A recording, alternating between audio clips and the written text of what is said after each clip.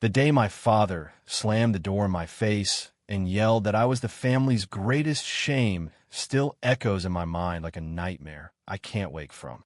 What I didn't expect was that this painful rejection would push me to build a life so strong that the very people who cast me out would one day have to acknowledge my worth in ways they never imagined. It was a humid summer evening in our small Ohio town just outside Columbus. The house smelled of pot roast and fresh bread the way it always did on Sundays when the whole family gathered. I was 24, still living at home after college because Dad insisted it was the responsible thing to do while I figured out my marketing degree. Mom had set the table with her best china. My older brother Mark and his wife sat across from me, trading jokes about work at the factory. My sister Emily teased me about my latest dating app fail, or so she thought. Then Dad cleared his throat and pulled out the envelope he had found in my desk drawer. The letters from Ryan, the guy I had been seeing secretly for 8 months. "Explain this, Ethan," he said, his voice low and dangerous. The room went dead silent. I tried to speak, but the words stuck. Mom's hand flew to her mouth. Mark's face turned red with something between anger and confusion. Emily stared at the floor. Dad didn't wait for an answer. He stood up so fast the chair scraped loudly against the tile. "We did not raise a son to be this," he spat. "This is a disgrace to everything we stand for. Get out. Tonight." I packed one suitcase while Mom cried quietly in the hallway begging me to say it was a mistake. I couldn't. The truth had been burning inside me since high school, but admitting it now felt like stepping off a cliff. By midnight, I was driving east toward Chicago with nothing but a few $100s and the clothes on my back. The highway stretched dark and endless. Tears blurred the road signs, but I kept going because turning back was no longer an option. The first month in the city was brutal. I slept on a friend's couch until I could afford a tiny studio above a noisy laundromat. Job interviews went nowhere because my resume screamed small-town kid with no connections. Every night, I replayed Dad's words in my head, wondering if he was right. Was I really the family shame? The guilt ate at me until I could barely eat. Then one rainy afternoon, at a community center job fair, I met Liam. He was handing out flyers for an LGBTQ youth program. Tall, lean, with kind green eyes, and a quiet smile that didn't demand anything. We talked for 2 hours about everything and nothing. For the first time since leaving home, I didn't feel like I had to hide. That conversation became my lifeline. Liam didn't push. He simply listened when I finally told him about Ohio and the slam door. "You're not alone, Ethan," he said. "Not anymore." I started volunteering at the center, sorting donations, and mentoring teenagers who reminded me too much of my younger self. The work gave me purpose, but the nights were still hard. I missed my mother's Sunday dinners. I missed Emily's laugh. I even missed Dad's stubborn pride. Yet every time doubt crept in, I remembered the way Ryan's letters had made me feel seen, and I promised myself I would never go back to being invisible. Weeks turned into months. I landed a part-time gig at a small advertising agency, proofreading copy and running errands. The pay was terrible, but it was a start. Liam and I began grabbing coffee after my shifts. Nothing dramatic, just two guys talking about movies and dreams. Slowly, the weight on my chest started to lift. I was surviving. More than that, I was beginning to believe I deserved to. But deep down, I knew the real test was still coming. Families like mine didn't just forget, and neither did I. By the time winter hit Chicago, I had my own tiny apartment and a full-time junior copywriter position at the agency. The city lights felt less lonely now. Liam had become my closest friend, and something more, though neither of us had named it yet. We spent Saturday mornings walking along the lakefront bundled in scarves, talking about everything from politics to the best deep dish pizza. He never pressured me to move faster than I was ready. That patience healed parts of me I didn't know were broken. One evening, after a long day pitching ideas to a stubborn client, I came home to find a voicemail from my sister Emily. Her voice shook. "Ethan, Dad's been diagnosed with cancer. Stage 2. The doctors say he needs treatment, but the insurance is fighting it. Mom won't stop crying. I know what happened, but we need you. Please call back." The phone slipped from my hand. I sat on the floor, staring at the wall for a full hour.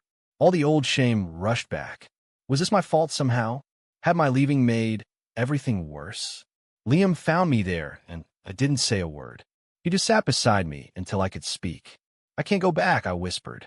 They don't want me. He squeezed my shoulder. Maybe they need you more than they know. I didn't call that night. Instead, I threw myself into work finishing a campaign that landed the agency its biggest client yet.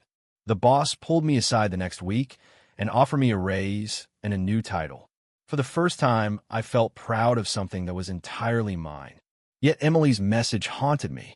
I started sending money home anonymously through my cousin so Dad could get the treatments without knowing it came from me. It wasn't enough, but it was all I could give without reopening the wound. Liam suggested I join a support group at the center. The stories I heard there from other guys who had been kicked out or disowned mirrored my own so closely it hurt. One man, named Marcus, shared how his family eventually came around after he built a successful business and helped his nephew through college. They don't change overnight, Marcus said, but sometimes seeing you stand on your own 2 feet cracks the door. I left that meeting feeling lighter. Maybe I didn't have to beg for their love. Maybe I just had to keep becoming the man I was meant to be. Christmas arrived cold and gray. I spent at Liam's tiny apartment eating takeout Chinese and watching old holiday movies. He gave me a simple silver keychain engraved with the words, "You belong here." I cried for the first time in months. That night, we shared our first real kiss under the glow of string lights. It wasn't fireworks or movie magic, just 2 hearts finally trusting enough to lean on each other. For the first time since leaving Ohio, I felt truly home. But the voicemail from Emily still waited unanswered, and I knew the past wasn't done with me yet. Spring brought longer days and bigger opportunities. The agency promoted me to lead copywriter on a national campaign for a mental health nonprofit. My ideas centered around stories of resilience, exactly the kind I was living. Late nights at the office became normal, but Liam never complained. He would bring me dinner and sit quietly working on his own grant proposals for the youth center. Our relationship grew in the small moments, the shared laughter over burnt toast, the way he remembered how I took my coffee. Then the phone rang again. This time it was Mark. His voice was rough, like he hadn't slept. "Ethan, Dad's not doing well. Treatments are working, but the bills are piling up. Emily's pregnant and her boyfriend skipped town. Mom's at her limit. I hate that I'm calling, but we need help. Real help." The words landed like punches. My brother, the one who used to call me names behind Dad's back, was asking me for money. Part of me wanted to hang up and let them feel what I felt that night on the porch.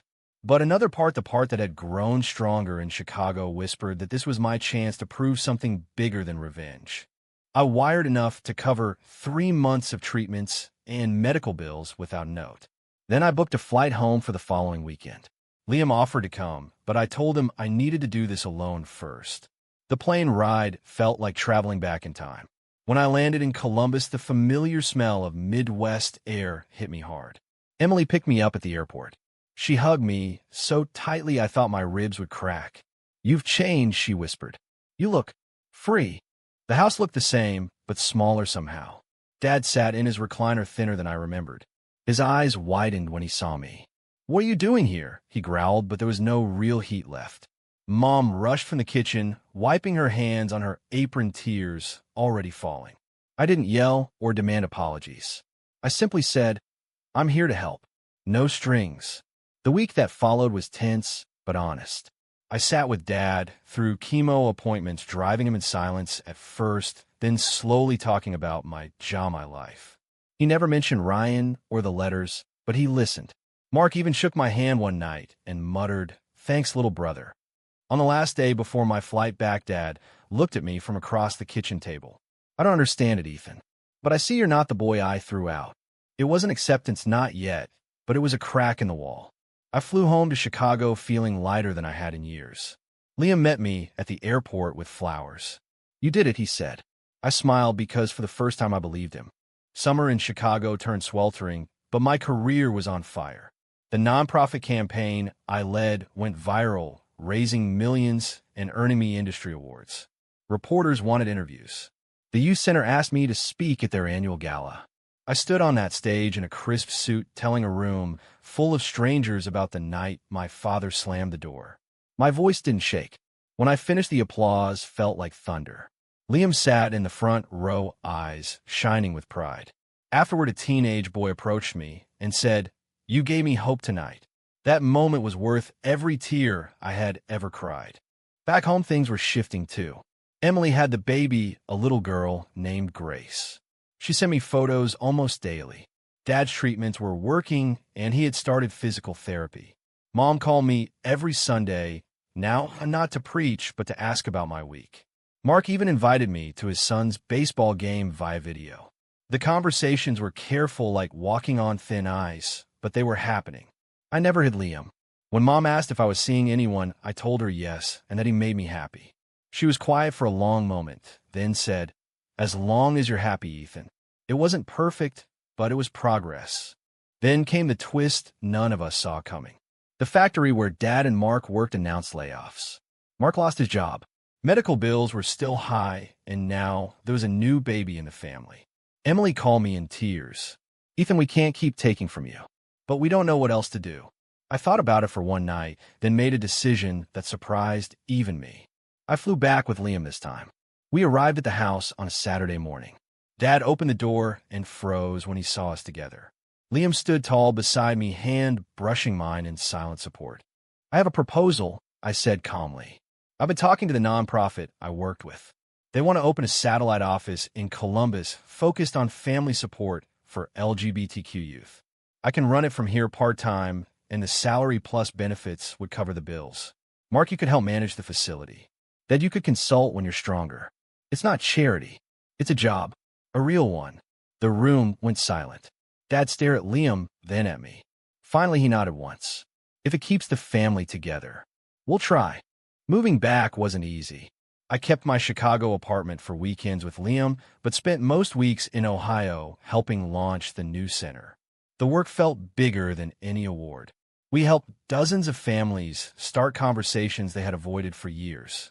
Dad watched from the sidelines at first, then slowly began sharing his own story of learning to listen. Mark found purpose organizing community events. Emily brought baby Grace to the office and watched me with new respect. Liam visited every other weekend. We took long walks in the same park where I used to hide as a teenager. One evening, under the same oak tree where I once cried alone, he got down on one knee. "Ethan, I fell in love with a man who refused to stay broken," he said. "Will you build the rest of our lives together?" I said yes through happy tears. The ring was simple, just like us. We told my family over Sunday dinner. Mom hugged Liam first. Dad shook his hand and said, "Welcome to the family, son." The words weren't perfect, but they were real. Yet not everything was smooth. An old high school friend who still lived in town posted ugly comments online about the center, calling it an attack on traditional values. The backlash hit hard. Protesters showed up one afternoon. I stood outside with Liam and Dad beside me. When a reporter asked how I felt about being called a disgrace again, I looked straight into the camera. I was kicked out as the family's gay shame once. Today I'm standing here with my family and the man I love. If that makes me a disgrace, then I wear it proudly. The clip went viral. Donations poured in. The town slowly began to change. Through it all, I learned that courage wasn't about never feeling afraid. It was about moving forward anyway. My father pulled me aside one evening after the protesters left. "I was wrong, Ethan, about a lot of things. Seeing you like this, it makes me proud." For the first time in years, I hugged him and he hugged back.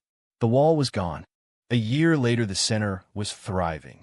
I married Liam in a small ceremony in the backyard with string lights and wildflowers. My entire family was there. Dad walked me down the aisle right beside Mom. Mark gave a toast that made everyone laugh and cry. Emily danced with Grace on her hip, while Liam spun me around under the stars. The night felt like the ending of one story and the beginning of a better one. We built a life that blended both worlds. Chicago weekends for culture and friends. Ohio weekdays for family and community. Dad's health stabilized. Mark got promoted at the center. Emily went back to school. And I kept speaking at events, reminding young people that their worth wasn't decided by the people who once slammed doors on them. Looking back at the boy who drove away that summer night, I barely recognize him. He thought love and acceptance were things he had to earn by being someone else. The man I became learned they were things he deserved simply by being himself. My family didn't change overnight, but they changed because I refused to shrink. And in the end, that made all the difference.